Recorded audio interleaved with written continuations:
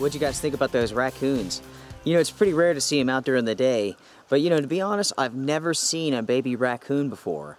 So you guys actually got to see the mom and the baby chilling at the house there.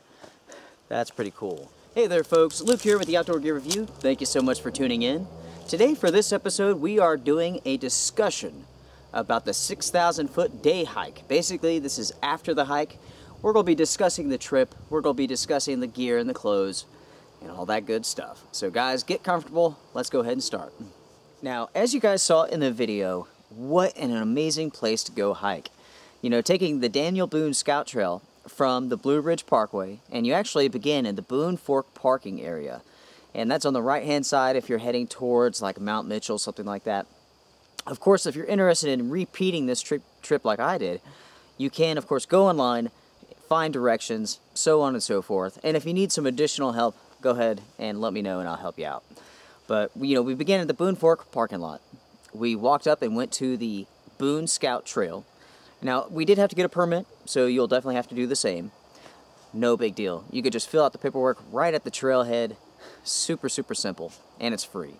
So, you know, we took the Daniel Boone Scout Trail all the way up to Callaway Peak. Gosh, 6,000 feet. Just gorgeous. Incredibly cold that day, incredibly windy that day, as you guys saw.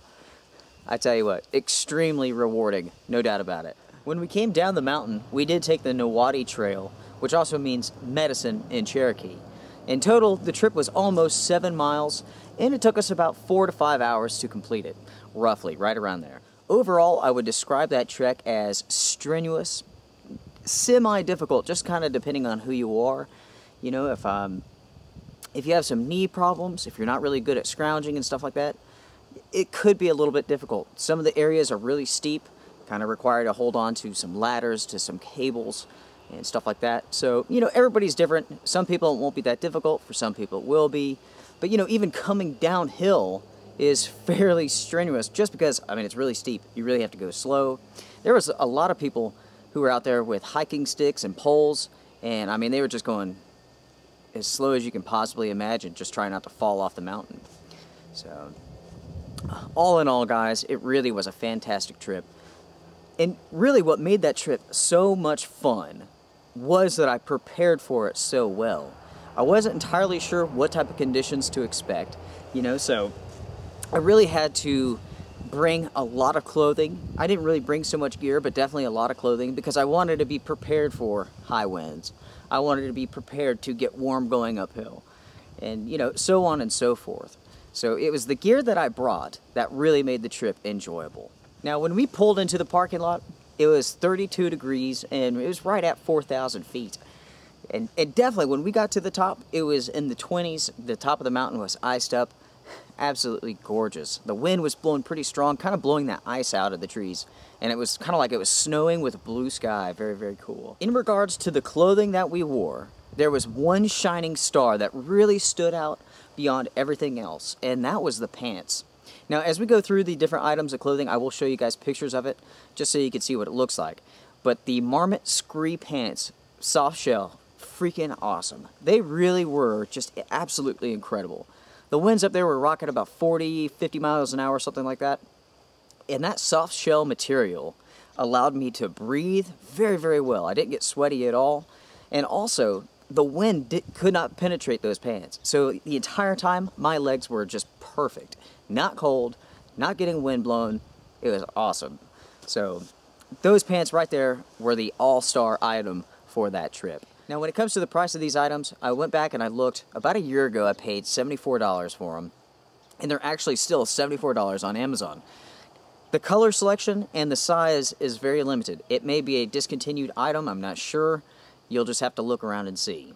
There you go. Since we kind of started in the middle with the pants, we might as well move down to the feet. Now, if you guys saw the loadout video, you guys know that I wore a pair of liners, and then I wore a pair of wool socks.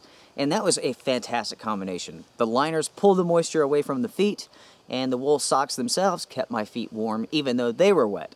So really a great combination, very comfortable. It was an absolute joy. My feet never got cold. Just perfect the entire time. Also guys, I should say that the liner is a Bridgedale Cool Max liner. and the socks were a Wigwam wool. Very nice. The boots that I wore were a Timberland, let me make sure I got this right here, Ledge Mid with a Gore-Tex liner. I found these boots on theclimb.com and I got them for about 50 bucks. They retail for about 100 and something or other. Really fantastic. Even with the Gore-Tex liner, it does reduce breathability some, but in a way that definitely helped keep my feet warmer, even though I was kind of, keeping in some of that moisture. Really, it was a great combination. The boots are extremely grippy, very comfortable. For 50 bucks or whatever it is I paid for it on the climb, it was an awesome deal. They work great, really. Now, as far as the upper layers, for my shirt, I just had a active shirt from Old Navy, kind of like this one. I think it was white. And, I always like to have some sort of t-shirt on because you just never know when you're going to get really, really hot, really, really sweaty. So it's always nice to not have long sleeves to deal with. I rather build on top of that short sleeve layer. I did have a Cool Max. It's a thermal shirt. I'll go ahead and show you guys a picture of that. I actually don't remember what this product is called, the name of it, so I'll put it on the screen for you. The fleece jacket that I wore over top of these layers, man, that thing is awesome. It's, it's pretty heavy. It's about 1.5 pounds, something like that. And it is a very, very warm fleece.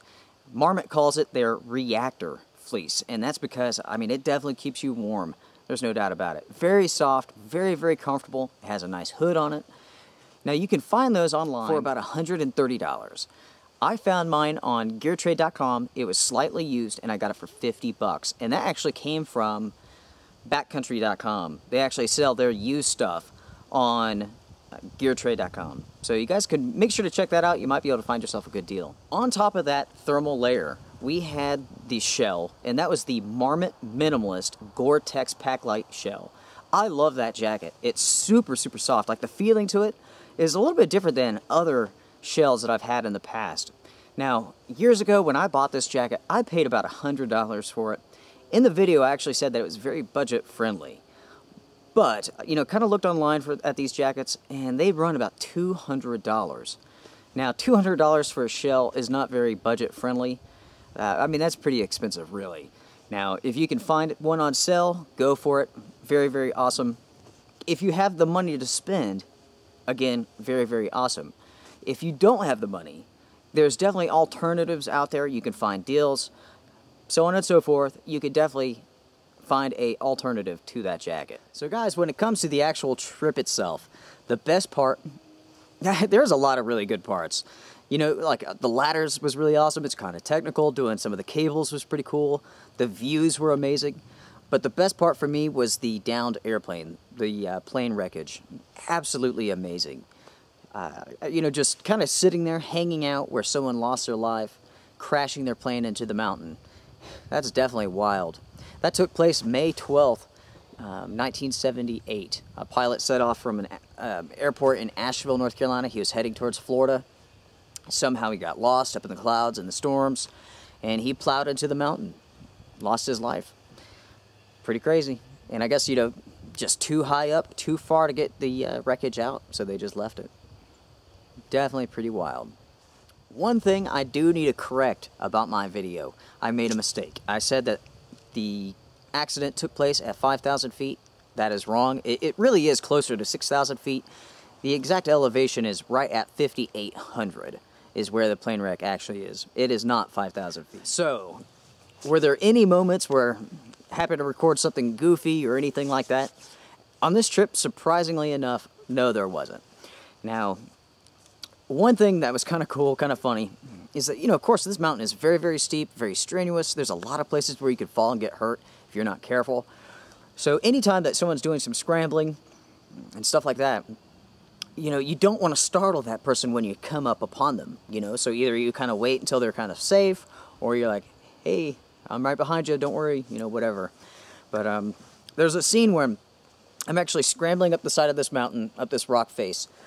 And as I come back down, of course, to get the camera, because I'm recording it, there's a woman who I didn't notice until I got down to the bottom, and she's like, oh, I don't want to scare you, So constantly we were having to do that to each other, to other hikers and so on, because, like I said before, you don't want to scare them, cause them to fall and whatever. But I'll go ahead and show you guys a clip of that right now.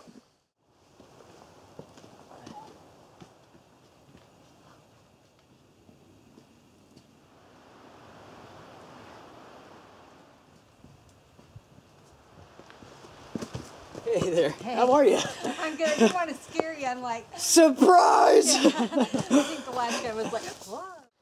So, yeah, not too funny, but it is what it is. And really, behind the scenes part, that was about the only thing left to show. The trip itself was absolutely awesome. One thing I should mention is that the FILBE Assault Pack, of course, performed incredibly well, just like always. One thing that's really awesome about that pack is that it fits so snugly and close to your back, to your body, that when you're going up a very steep face, you don't have to worry about that pack kind of pulling back because it's so close to your body. That really is important. Anytime that you're hiking up a steep face, you definitely want that backpack as close to your body as possible. You don't want that there being a separation kind of pulling you backwards. Might throw you off balance. But really, the pack performed great. It held the 3 liters of water in the antidote bladder that I brought perfectly. Held all the clothes and all that stuff just fine. Again, guys, it's a winner. That pack absolutely rocks. Now, in the future, guys, we will be heading back to that place. We'll do some camping up there. Now, one thing that I really want to do is some winter camping up there, but it does pose some problems. The parkway, the way that you go to get to those camping spots, is oftentimes closed whenever it starts to snow. The area is frequented by blizzards all the time, so we'll have to figure out how exactly we're going to do that. We can hike into the area, but I tell you, that is a long way, especially if there's snow on the ground. I don't know. It will definitely take some time, but we'll make it happen no matter what, guys. Anyway, if you guys have any questions for me about the gear that you guys saw, the trip itself, please feel free to drop me a line and let me know. Of course, guys, I thank you so much for watching. Make sure to like, comment, subscribe, all that good stuff, and I'll see you guys around. Everyone, take care.